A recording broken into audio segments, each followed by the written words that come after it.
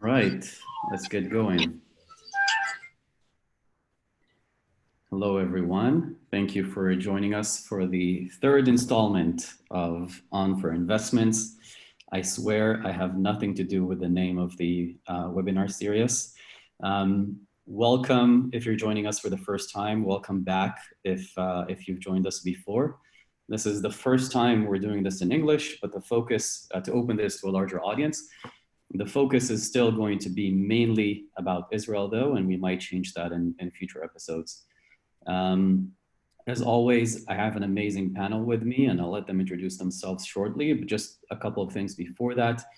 Our objective here is to use the collective wisdom of investors to understand and navigate the world that we're currently in.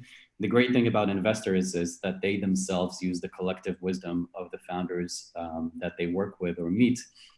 So we get to understand everything at two levels of above and aggregate all of the opinions. If you have any questions for the panelists, you can do it either during the session or towards the end. There's a Q&A box. You can click on the Q&A button at the bottom of your screen. Please use that. Don't use the chat window, not because I'm pedantic, just because I'm not going to see it. So any questions on the Q&A box, if you want to address it to a specific panelist, write their name. If not, I'll just address it to everyone. So without further ado, hello everyone. Hello to our panelists. Thank you very much for joining us today. I'd like for each of you to say a couple of sentences about themselves and their fund. So ladies first, Leah, why don't we start with you?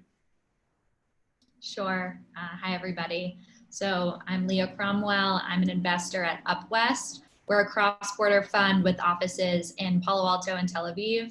Our focus is pre-seed and seed stage investments in Israeli founders who are targeting the US market.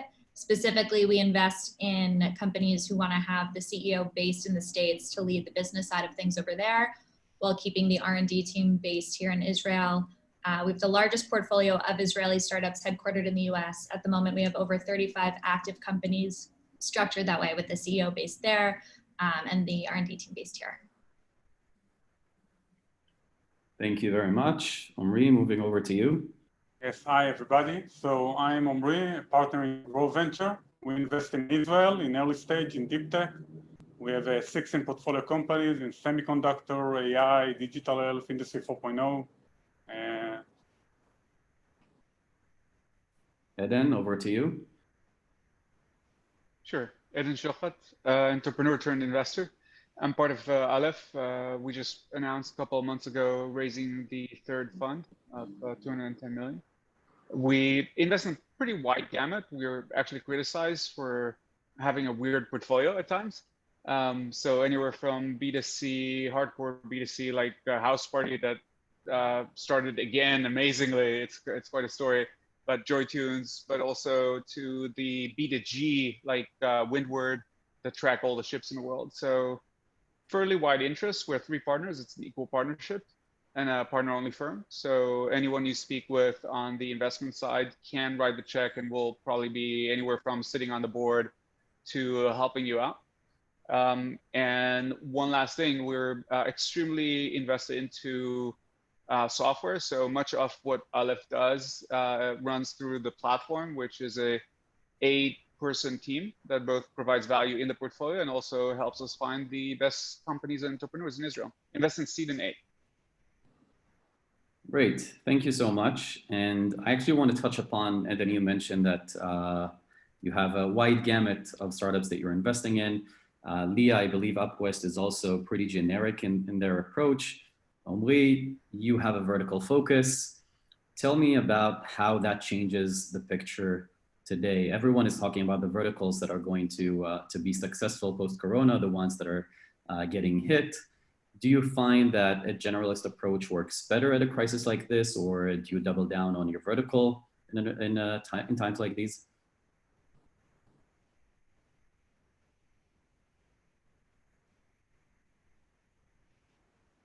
Are you asking a specific person, or is it a generic question? Each one of you can weigh in with their opinion. Yeah. So I don't think that Corona specifically changes a vertical or horizontal focus. There are obviously the more hit areas, so travel, transportation, that is associated with consumers. So you do have those, and I think many of them, the ones that make sense, will weather the storm, and it's evolution in action. And others are enjoying it very, very much, but they're also varied. So anywhere from ed tech, that's been doing unbelievably well, ED, not AD. But also you see companies that are enjoying the distributed workforce. So I don't think that a vertical focus actually is helpful. If anything, it's to the detriment, mostly because if you were focused at the area that is more hit, that will impact you. I think Israel, like when you look strategically, Israel is too small in my mind to have a fully vertical strategy, just because of deal flow, volume. But that's just one person's opinion. And Omri, representing a more vertical approach, what do you think? Yeah, you know, we really believe that the right thing for us to do with our new fund of $120 million to invest in deep tech, it's not only specific one vertical, you know, it can be semiconductor, it can be AI, it can be industry 4.0, it can be cloud infrastructure. It's wide, it's less wide than I guess Aleph. We continue with that, but of course we take into consideration the situation. If we have companies, you know, going after oil and gas, maybe it's not the best time. And you need to change a bit the plans. Maybe you should wait. Maybe if you focus only on the US, maybe they look a bit to other places in the world now. But we continue to believe in our thesis and continue to do more or less the same what we did in Growth One. Leah, Omri mentioned that the US might not be the optimal market to go to at the moment. Each one of you is kind of teeing in the next question for the next panelist. As a fund that represents the connection between the US and Israel, what do you think about that? I politely disagree. First of all, you know, there will always, of course, be certain companies where the US is not going to be their main market. I never know better than the entrepreneur where they should be taking their business. But there's still immense opportunity in the States. First of all, you know, early stage investing, it's a long-term game, right? We're not assuming when we write a pre-seed check that the company's going to be coming to an exit event in the next couple of years. We're assuming it's going to be a longer timeline.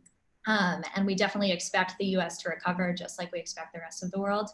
I do think really the main thing I've been seeing with this is, frankly, it's not necessarily that Corona is changing trends, it's more expediting the time to market for certain trends. I think a lot of the new technologies that people are leaning more heavily on are things that, you know, were kind of in the works anyway. It's just forcing, especially if you're looking at the enterprise, it's forcing corporates to adapt more quickly.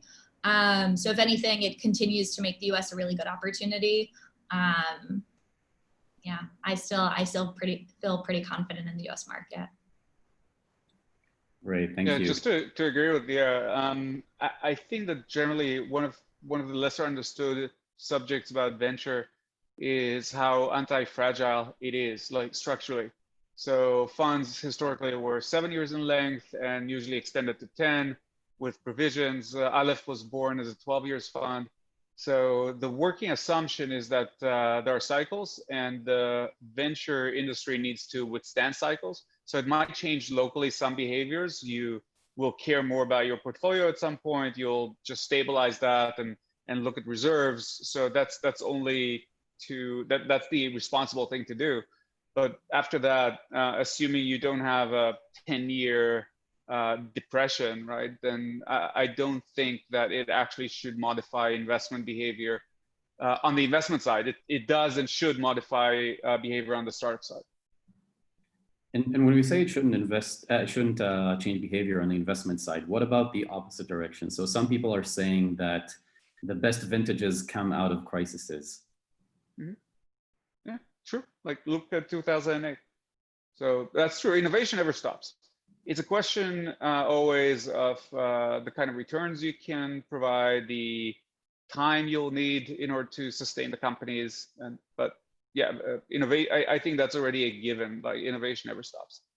something you also see is, on the customer side of things. So kind of maintaining a B2B mindset here. People aren't going to be, signing contracts with new vendors that are just nice to have products right now. It's only going to be the need to haves. And I think that's a big part of why you end up seeing, strong companies coming out of times like this, right? It's because they're the only ones who are really convincing new customers to come on board. We also see in healthcare, for example, we see for some of our startups, it's a very good time for them. People in the US really open for new innovation, to listen to new technologies. Maybe we don't see the revenues, but it accelerates the situation for telemedicine. The amount they raised in the last quarter was amazing compared to last year. Yeah, we saw that too at Healthy IO. Absolutely. I think that it sped up, and the FDA basically rebuilding itself to be able to move faster. I think that that's actually a net positive also for the years to come. At least something good will happen from the COVID-19. So. Always the silver lining. Always important to look at it. Coming back to a second to the US question, Leah, so you're seeing companies in the West Coast, you're also seeing companies in Israel. Do you see any change in behavior compared to between those two cohorts? Are companies from Israel acting differently compared to the US or vice versa? You mean in the way that they're approaching fundraising? Either the way they're approaching fundraising or the way that they're cutting costs or adapting to the situation. Sure. I think actually for the most part, what we've seen, both looking at our portfolio and outside of our portfolio, it's been fairly similar. I think that there's a little bit more optimism at the moment in Israel, just because, we've been loosening restrictions. We're able to spend much more time outside compared to the US right now, or at least compared to most of the major cities. So that's definitely playing a bit of a role in the way that companies are thinking through their next 6 months, especially how it extends to remote work versus having people back in the office. The way that I've seen it, though, influencing the fundraising side in particular, it's been quite similar. The assumptions are that most of your meetings with investors are going to be over Zoom. Likewise, when handling biz dev, most of those communications are going to be remote.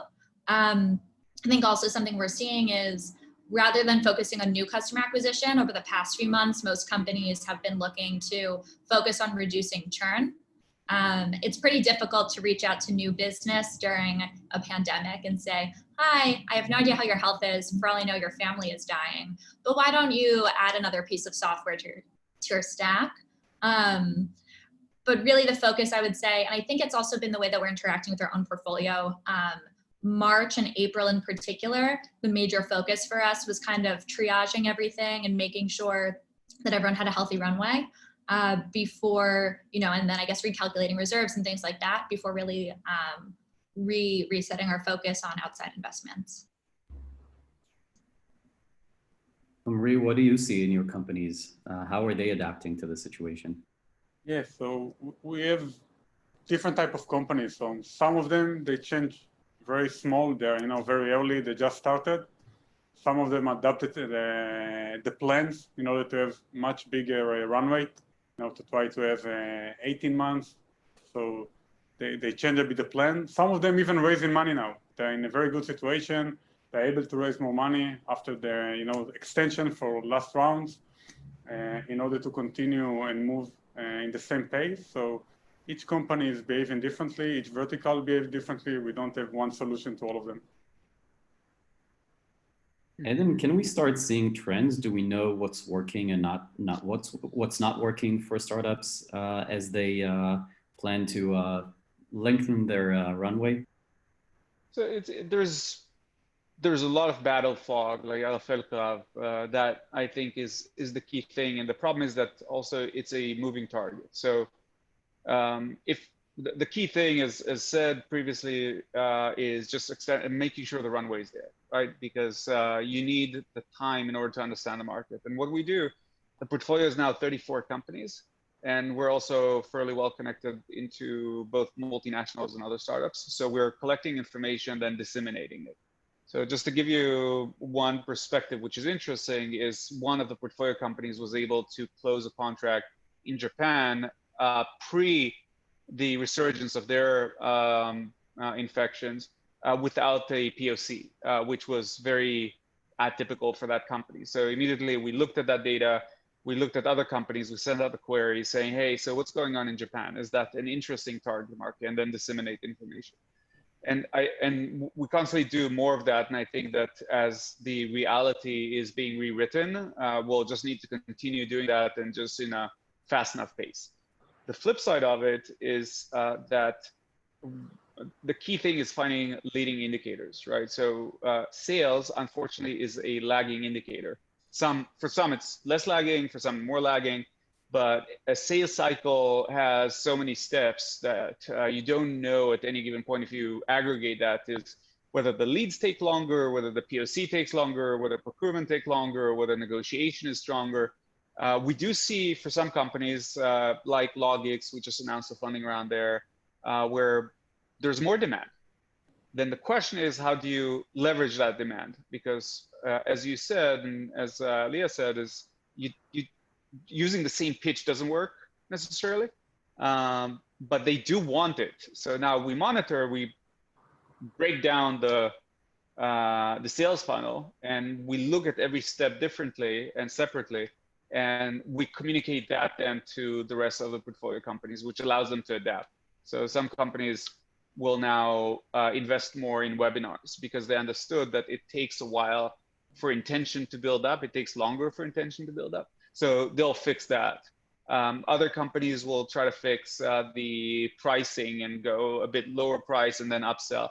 So the key thing is just sensing reality and then adapting to reality. Omri, you have extensive background in sales, especially to enterprises. What do you think are the ways to, given what Eden said, to find those leading indicators pre-sales to know if you're on the right path? What I like when I did it, when I was in Clarity, I like to talk with many clients, and not only in one region. Because it's very difficult to know. If you talk only with US, you get one picture. If you talk only with Europe, you get one picture. I think it's a very good time, like Eden mentioned, to check more. And maybe Japan now is a good timing for them. Maybe Australia and New Zealand, because they don't really see the pandemic and things are better than in these places in the world. It's a good opportunity, not for long term. I agree about US, right? Most of our companies are going after US. But now for the next 6 months, maybe we can differentiate. And for example, if you look on solar, you see Europe, it's amazing. Even though the pandemic, the situation there is very good. If you look on the numbers, if you check numbers of SolarEdge, for example, from the last report. So you need to be, look for new opportunities. Webinar is a great example.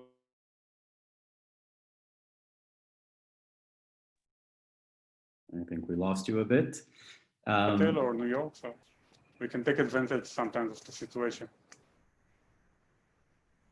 Switching gears a bit. So Leah, you represent the fund that would probably get in at the earliest stage of the three we have here.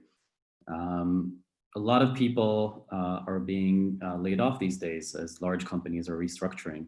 And one of the paths they can take is entrepreneurship. Is this a good time to start a company? What are you looking for when you're looking at investments these days? What should I do if I've been laid off and I want to be an entrepreneur? I think it's a great time. I mean, look, being an entrepreneur is probably the hardest job that anyone could take on. So think seriously about it. Don't decide to start a startup just because you're between work at the moment. But if entrepreneurship absolutely is the path that interests you, I think now's a great time. Looking at the companies in our portfolio that are very early stage, it's a very convenient time to be pre-revenue. No one will dock you for spending a longer time on the R&D cycle. The expectations are just different. I think similarly then when it comes to those companies, on the one hand, securing design partnerships right now may be more challenging for some just because their target customers, might be focused on putting out fires elsewhere. But overall, I actually think that it's a really excellent time. Plus, there's so much that's shifting right now in the market. As I mentioned before, I do believe that this pandemic is only expediting the adoption of new technologies. So it's a good time to kind of ride that wave. In terms of what we look for, it's not any different because of this. The number one thing for us is absolutely the team. We more often than not actually invest in companies that are totally pre-product. So the earliest that we'll come in is 2 founders with an idea. We've invested before in 2 founders with an idea and no deck. So that early is fine for us depending on the market that they're looking at. The way that we ultimately evaluate the market and the opportunity is, I'm sure, a bit different from other funds just because there's no technology to literally evaluate. So it's more theoretical and deciding, does it make sense to take this approach? Is it really differentiated? Do we believe that they can execute? Again, though, bringing it back to the original question, I think that now's a great time to be starting something. Ed and Omri, if I'm trying to raise funds from you, it usually means that I've been around for a bit, not necessarily a lot, but a bit. What are you expecting to see, and not just Corona based, but what are you expecting to see in order to get your conviction to invest in me, and how did that change in the past few months? I don't think that I'll take this quickly. I don't think it's changed almost anything other than some parts of Aleph, namely Michael, actually wants to be face to face. So it's like it's pretty interesting seeing pitches and how it's different between the partners and like preferences and comfort level. Just as a side note, like Lemonade, we actually got the team together and we led the seed and we brought in Sequoia. So we don't shy away from two guys and a dog without the dog potentially. So it's not unthinkable. And if I look at our investment composition, we'll probably do more seed and we'll probably invest more into seed just to allow for a longer runway.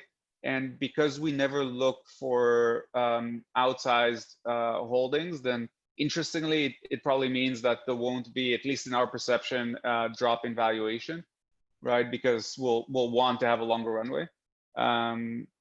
So if generally the composition of our investments was about 1/3 seed and then 2/3 A, might go towards half and half. We're still working through that. We are now making an investment in a seed stage company, for example. But I don't think it's changed dramatically with entrepreneurs. I think the realization, if an entrepreneur comes with a go-to-market strategy that includes conferences today, then I think we'll be more averse about their judgment, probably, right? So it adds some diligence, but on the go-to-market, but nothing terribly unique.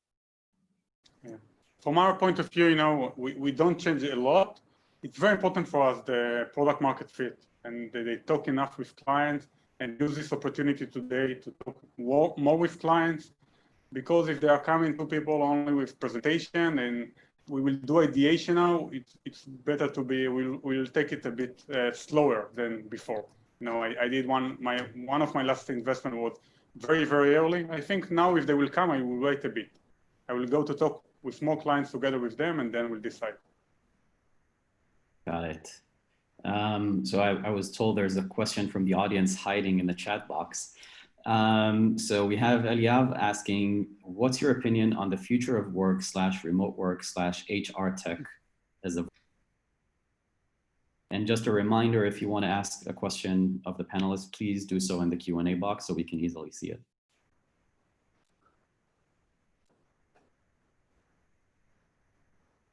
Who wants to take that question? It's always funny seeing those engagements. The short answer is I don't think that it should change thesis, definitely not on the short term.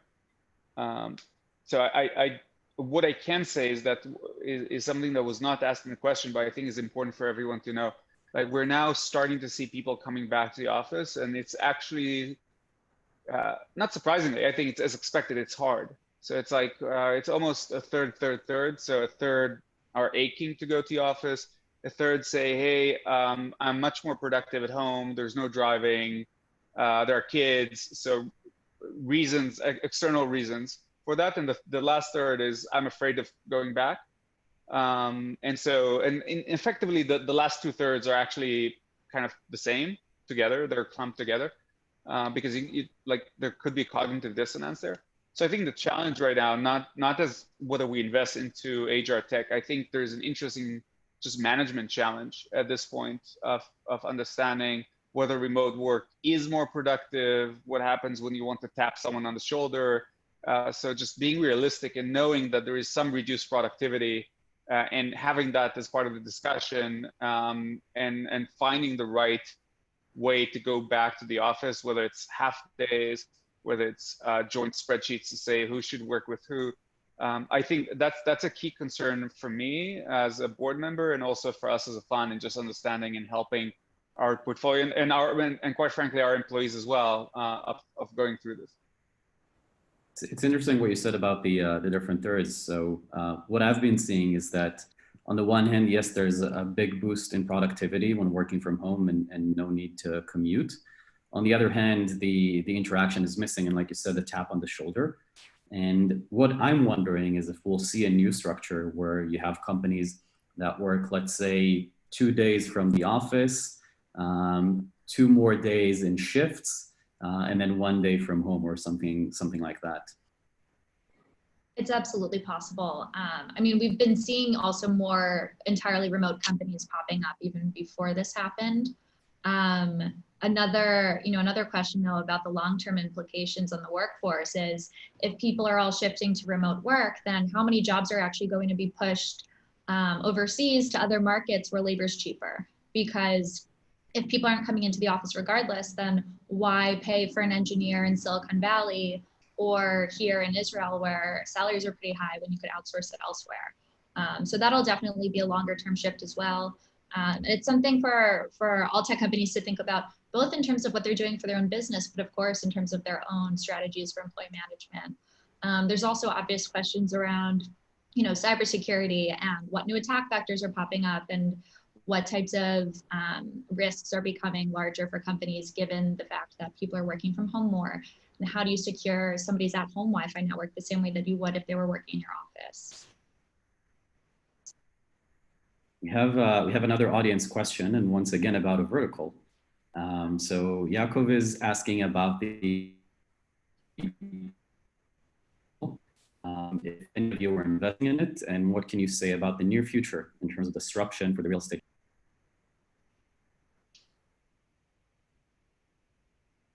Can we redirect the question to you as being in WeWork? Touche. So yes, real estate is changing, but it's still unclear how much of it is short-term versus how much of it is actual trends that are going to change. Some things are definitely not short-term, they're medium-term. So de-densification of real estate is happening, and it's affecting us, especially as a company that was built on bringing people together in relative tight spaces. Another thing that we're seeing is, like all the panelists said, working from home, and this kind of goes hand to hand. So when you de-densify, but your clients are actually not all coming at the same time, it kind of makes sense. So a company that used to fit 10 people at a certain space, and now you only have 6 or 7 people coming simultaneously, those two actually fit together pretty nicely. I think the more interesting question, regardless though, is, are cities going to be or the city center is going to be as attractive as they used to be? So going back to what Leah said about offshoring specific positions if people don't have to come to the office, another concern is, does this office actually need to be in the city center if most of the days people work from home? I think that in the short term, we might see sort of a de-urbanization movement, especially as, I look to New York and I see everyone there currently in the suburbs. No one I know stayed in New York. But on the other hand, once again, New York is still going to be the center. People are going to go there. There is no replacement to taking a stroll in Tel Aviv, for example, in Evan Gvirol, and meeting all of the entrepreneurs and investor in one go. I don't think that is going to change in the long term. Another question from the audience, and we'll cap it at that. And after that, we'll go to my favorite question to the panelists. So before that, for a company that has runway and raised seed round 6 months ago, would you recommend they fundraise now without pressure, especially if they haven't met the next milestone they wanted for an A round? And what would be the impact on valuation? I think for a company in that position, really honestly, the first thing that you should be doing is speaking to your existing investors. You know, when this hit, I think most funds started immediately reaching out to portfolio companies to figure out what is your runway, how can you extend your runway, either by cutting costs or by raising a bridge round or something like that. You're probably going to get the best terms by raising an internal round from your existing investors. Obviously, this depends on who those investors are and the specific dynamics there. But I really do think that should be step one before thinking about truly outside capital. And I will add, I think step two is to, talk with investors that you already met face to face. I'm not like Michael, I will be happy to meet people. And it's very difficult to invest just from Zoom call. I know that people are doing that, but for me, it's very difficult. So if you already have relationship with an investor and they already talked with you before, and now it's an opportunity for them to get in, maybe in a bit lower valuation, but give you a runway. And so I think it's a good opportunity to start from scratch now. Maybe better to wait 1 more month, 2 more months, and things will be better and the mood will be better. So people will be more happy to do investment. So I'll take a bit of a different perspective. First, about the question itself. I think that it does make sense, like cash is king. So I would definitely have more capital in the bank than less. So I think that's almost a given. And I think there the question is mostly just manage your cap table well. And reduce friction. So it could be that you'll be raising on a flat round. It really depends on the company. What I can say from our portfolio and why I said it's a different perspective, from a 34 roughly companies in portfolio, we've had 7 raise funds in the last 2 months, and external sources, all of them, and great up rounds. So anywhere from Bring, LogX, Nexar. I'm trying to think who we announced and who not, so I won't burn the companies. But so it's entirely possible, and don't listen or taking in the atmosphere versus actually understanding what your options are, I think is risky. And sometimes raising too little money and complicating your cap table is also risky. So I've actually actively objected to a company saying, listen, you shouldn't raise a bridge of a small amount. Take the risk. We'll support you. We'll put in more pro rata, and let's raise a real round, right? So that you'll have what it takes when you emerge on the other side. You'll emerge with the capital you need in order to win over your market, because it's likely that your competitors are hurting, much like you at this point. So. Like I would urge not to immediately go for the simple answer of just go to your internals and raise at whatever valuation they'll give you. I'm just careful about that because generally, like we see that it's possible to do otherwise with US-based investors. So it's possible. What's true is that it's preferably a prior existing relationship or one that you managed through. Prior to COVID, and so that's always a good idea, just to stay in touch with growth investors. So definitely cash is king. Load up on cash. If you haven't hit your milestones, it could be that the meaning is that it's going to be a flat round, and the simpler would be from your internals, but not necessarily. Can I ask a quick question? Of course. So I'm curious if you guys are open to investing in companies right now. You're solely meeting over Zoom versus meeting people in person. Yeah, we're doing it right now. So just to manage, just to make sure the right thing. Michael is the extrovert. Michael wants to meet people face to face. I'm actually fine with Zoom. So just making sure that that we have the split. So we are making an investment right now. We are seriously evaluating now 2 other investments that we'll probably make. Both of these, one of these is a relationship that we met, I think, 4 years ago last time. So it's not entirely video, I guess. But the entire process was done over Zoom, including references, including the building of trust, including looking at the company.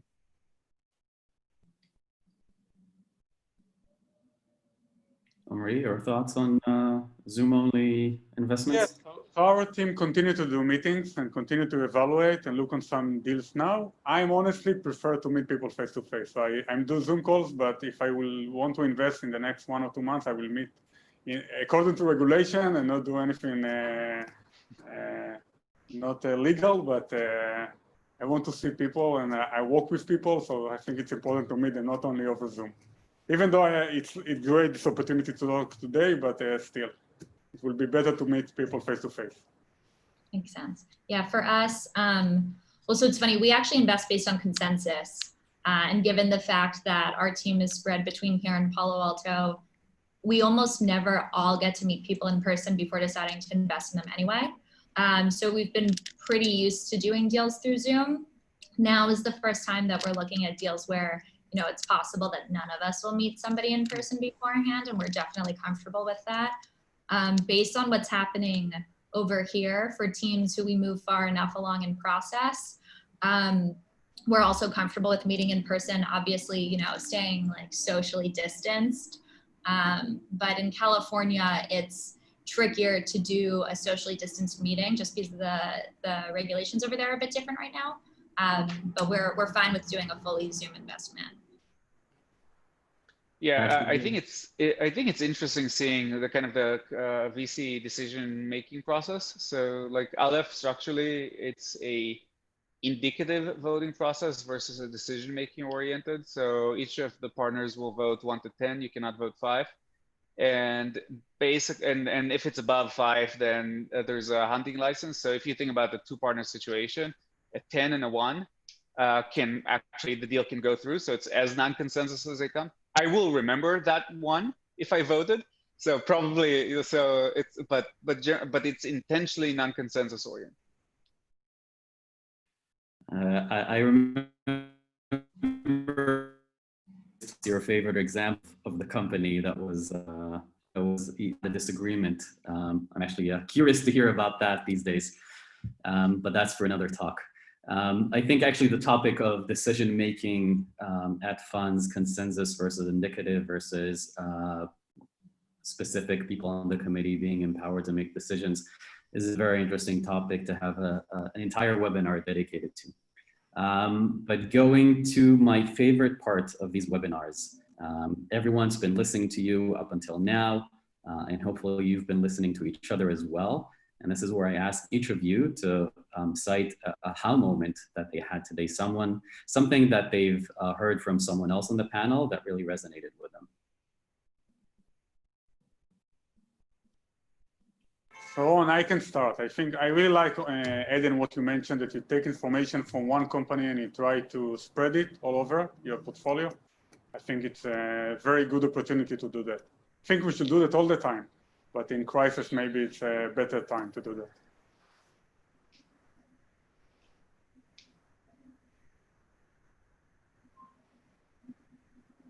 And then, Leah? I know I put you on the spot there. Sure, I'll go.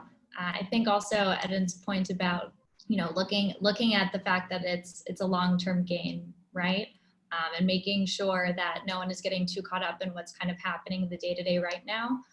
There's so much happening short-term that's not going to be relevant even in a month, let alone a few years down the road. It's a point that Leah by proxy made, which is companies that are structurally adept at remote work. And there was an example before, but I think UpWest is an even better example just by virtue of it being a distributed organization in its core. I think these types of companies will have a vested advantage over time, both on the talent side, though I am less worried about engineers, like hiring lower cost engineers, because I think it's a quality question more than location, but it is, an employee can go to where taxation is better, right? So it's still super high quality employee. So it's not someone that you outsource to, it's just someone that is not with you. So like organizations that at the core are not only accepting, but actually thriving in that situation will have an unfair advantage over other organizations. Thank you very much. I'm sure I can speak to the entire audience when I say that we all learned a lot from you. So thank you. Just recapping who we have here. We have Eden from Aleph. We have Omri from Grove. We have Leah from Up West. My name is On from WeWork Labs. And this has been our third installment. We'll see you next week with a panel of investors. If you got to ask a question, I know there are a few more open. Use those next week and address them to the investors that we'll have. And, thank you very much. Stay safe and healthy, everyone. Thank you. Thank you, Owen, for the opportunity. Thank you, everyone. Yeah. Bye.